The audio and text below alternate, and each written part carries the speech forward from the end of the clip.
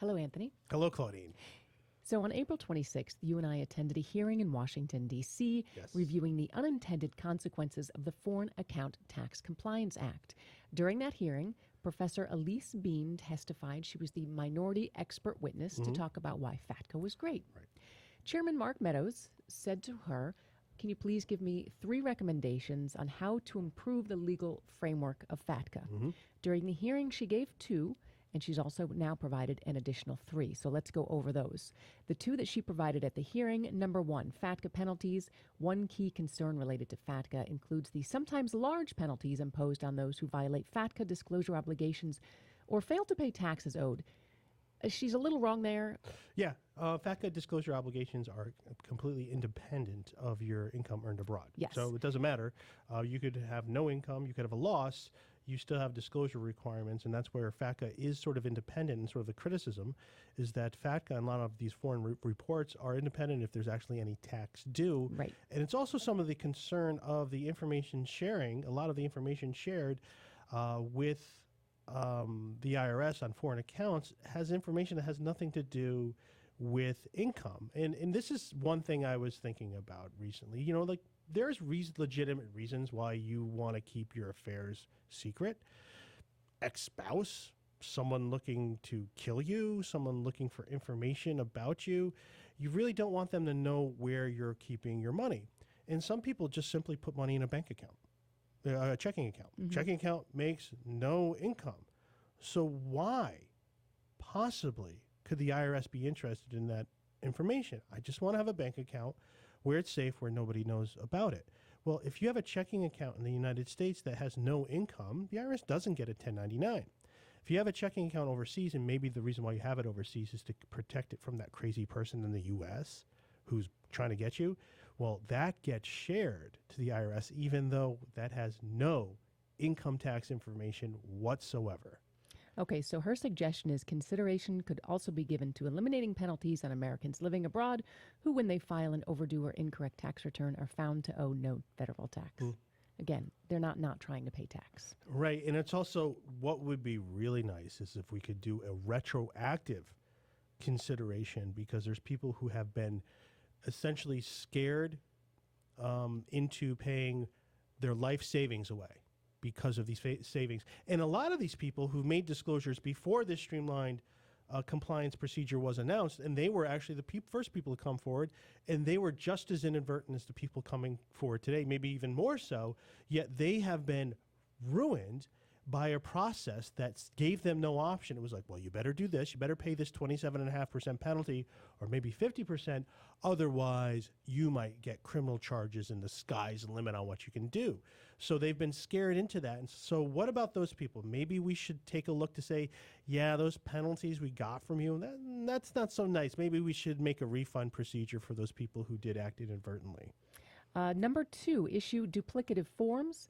In implementing FATCA, it created Form 8938, which is duplicative of the report of FBAR. She's suggesting to get rid of Form 8938, but we're thinking maybe the opposite. Yeah, well, and it's an interesting choice of language. She says, in implementing FATCA, the IRS chose to create a new tax return, Form 8938. Well, actually, the IRS can't do anything but create a new tax return because, again, and this is sort of our very, very large criticism of Elise Bean in her understanding of foreign reporting.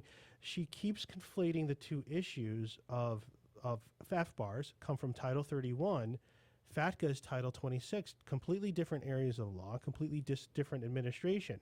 Now, I could understand her confusion if she was a layperson or even an attorney, because the IRS administers the Title 31 simply because FinCEN, the people who are supposed to do it, well, they look at it at that intel as such low level and so much they don't want to be bothered with it. So, I mean, you have this tacit admission by the people in charge of collecting FBARs that, yeah, this information's useless. We don't care about it. Yeah, give it to the IRS because we don't really care. So that would be my argument to say, well, we really don't need the FBARs then, do we? It does seem like... The FBARs just sit around. Nobody looks at them. They just sit around. No one looks around. And there's never been an instance. If somebody knows, let me know. But there's never been an instance where the original target of FBAR penalties has ever been assessed a willful penalty. If you can find that drug trafficker that human trafficker, terrorist financer who has been assessed that 50% willful or penal, please let me know. I really want to know, but I cannot find it anywhere. Mm-hmm. All right, so let's move on to the 3 additional recommendations she's now submitted. Foreign financial institutions, discrimination against U.S. citizens. Some Americans living abroad cite continuing problems with opening accounts at foreign financial institutions. To curb any ongoing discrimination against U.S. citizens, legislation could be enacted barring the sale of U.S. Treasury bonds to any foreign financial institution that refuses to open accounts for U.S. persons. Yeah, there's a lot there. I would just talk about the first part. I don't want to talk about sort of that bomb she dropped there, because there's a little bit of nuttiness there. Mm-hmm. So the first part is that it just needs to be addressed right now, and this is what we learned from Michael Edwards of the World Council of Credit Union. He was on as a guest, and we learned a ton from him. Right now, in FATCA is a prohibition that says you cannot discriminate against U.S. persons. It's illegal for foreign banks to close U.S. people's bank accounts. Right there. It's right there in FATCA. Yet all the banks say, okay, we're just going to ignore that. Mm-hmm. So there's parts of FATCA they comply with, and the part that has that threat of the 30% withholding penalty, they comply with and say, well, we'll just get rid of U.S. persons, a lot of them. We'll share the information, either one. But the other, that FATCA right now, it's illegal to discriminate, yet it's going on. So wouldn't the solution be, we'll just enforce FATCA and subject you to 30% withholding because you're violating the law? Seems logical. I guess. But I mean, that is sort of a large thing you're doing there, because it would be just one U.S. person claims discrimination. You're at the mercy of this 30% withholding. Your bank's ruined, right? Yeah. And that sort of demonstrates this craziness of why you would get rid of one U.S. person, because the other way, it just needs to be one U.S. person whose information you didn't disclose or didn't do your due diligence on. That ruins all of it. Mm-hmm. So I think this shows how nutty this threat is and why the banks are so panicked about it. Because if they did impose this 30% withholding on any U.S. person who claimed, there and would how do you be, prove discrimination? I think, the bank closed my bank account. That's it. I think you would have one of the biggest international problems if that's what you did. But now, so are we going to talk about the Moby Dick in the room? Yeah, there it is. Right. So does anyone else see this here? Is like, okay, so there's like, all right, we won't do that 30% withholding penalty that they would do if they didn't comply with FATCA. We're not going to do that. We're not going to apply the same one. We'll do a different sort of penalty. We'll cut them off from the U.S. bond market. And as I'm reading this, I'm thinking, I'm not angry. I'm looking at this smiling to say, wow, I really don't want to, make personal attacks against Elise Bean. She seems nice. I really don't. Mm-hmm. But you could see how someone might think you're being a tad obsessive, like, say, Captain Ahab about going after a white whale. That's what it seems like.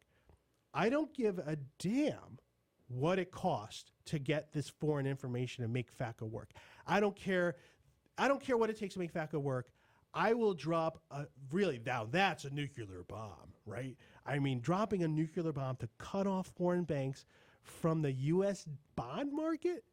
Okay, so let's just put some numbers in perspective. The U.S. has a $19 trillion budget deficit, probably 20 trillion today. It does sort of go up. 21 since you started so talking. Who knows, right? And every year, even though the IRS is getting record revenues like you've never seen before, still short about that $1 trillion. Mm-hmm. Okay, so where does that $1 trillion come from, right? Basically they can print money because they can issue as much sovereign debt as they really want, and every time, we're hitting up the debt ceiling, and every time it's increased. So it's effectively no debt ceiling because there's no effective limitation. Well, Elise Bean might put a limitation on that because you're going to cut off banks from this U.S. bond market directly. And they can still get them indirectly. Yeah, you can buy it on secondary. So all you're doing is sort of decreasing. So all you're doing is decreasing the value of the bond market. Right. Because you're just eliminating the people who can buy initially. So now only U.S. banks will buy initially and then they can sell. Or, I mean, I guess you could have some prohibition say, well, you're not even going to be able to do that. You're not even going to be able to be the workaround.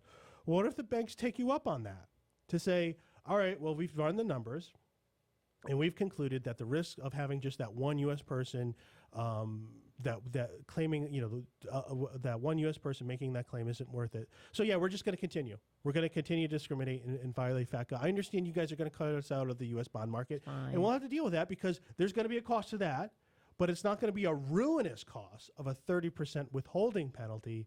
Therefore, I mean, this is just, wow, this is how far you would go. You would go and risk everything. You would risk the entire U.S. bond market, the U.S. sovereign, the T-bill market. You would risk the entire thing. For what? For this sort of little pet law of yours that's running rampant and biting everybody in sight. So you're saying, well, if you don't pet my dog, I'm going to put you in prison. So pet the dog. Or like, maybe I'll just go to prison. Mm-hmm. That's sort of maybe a better analogy than the bites me? Right. Like, well, the dog bites people. So it's just really, really, I think, trying to be as fair and not make personal attacks. But I would say this is demonstrating that we're really maybe making this a little too personal. She might be making this a little bit too personal. This is her pet project. She doesn't want to see it fail, just like anybody, mm-hmm. right? We don't want to see our pets die. This is what she's willing to do to keep something that might be ready to, to be on, might be ready to put the FATCA biting dog away. Say, all right, we've tried. It's really not working. It's time to go away. No. I have a solution. Sort of seems desperate. Let's talk about the next recommendation for accidental Americans. She's saying consider enacting legislation creating a special system to enable individuals to establish that they have been citizens and therefore have no tax liability. At minimum, allow, say, minor children to be able to do this easily. So, I mean, seems like I guess on the surface it does. Yeah, my first okay, I guess that's not terrible, but I could tell you how now I'm thinking about how it would work in the real world. Accidental Americans are no, I'm not going to give them any information. Because once you submit that form, now someone can say, well, are you really an accidental American? Because right now they don't know who you are. Right. And that's kind of what I could see happening. Wait, submit a form so these people who act unreasonably will act reasonably. Once they get that form. Once they get the form, once they get your information, you can trust them. Mm-hmm. Last recommendation, and I will say now that we're on the last recommendation that what's missing, glaringly apparently missing, is same country exception information, which I think she was supposed to... I can't remember exactly, but it is interesting. Her recommendations aren't for a same country exception. There's nothing in here that says I think that we should adopt Representative Maloney's same country exemption at all. So their proponent, I'm missing that. Just surprised it's not here. I thought she would push that, and it's not here at all. So the last recommendation has to do with the expatriation fee. The fee was increased in 2014 from $450 to $2,350, the highest in the world. Now, the State Department justified the fee increase, but she's saying consideration could be given to enact legislation that would lower the current expatriation fee. They could also require a substantially lower fee for minors who never worked and don't require the same level of investigation. Just sort of funny that the State Department justified the fee, but you know what? Screw the State Department. Let's just lower it. That seems like they're not going to necessarily think that's a great idea if they've already justified why it should indeed be what it is. Yeah, well, we're also saying this is a possible solution. Well, I would then again, here's another tacit admission. Yeah, FATCA is going to make people continue to expatriate, so we should, reduce the burden of FATCA by making the expatriation fee lower. But don't worry, we've got all those new people coming into the country anyways. anyway. We have plenty of new people, and they're not going to give us a hard time about, how we tax. So, and they're not going to be, they're not going to be the doing the criminal things such as being overseas and earning income, because that means criminal. So it's an interesting letter. I would say, overall, her tone doesn't. There's nothing in her tone that I find inflammatory. I think, but once you read through what she's saying, some of the things are just sort of, I think they expose a position that's something other than tax compliance. That's what it seems. Yes. Yep. It's sort of a lack of knowledge of how everything actually works in the real world. All right.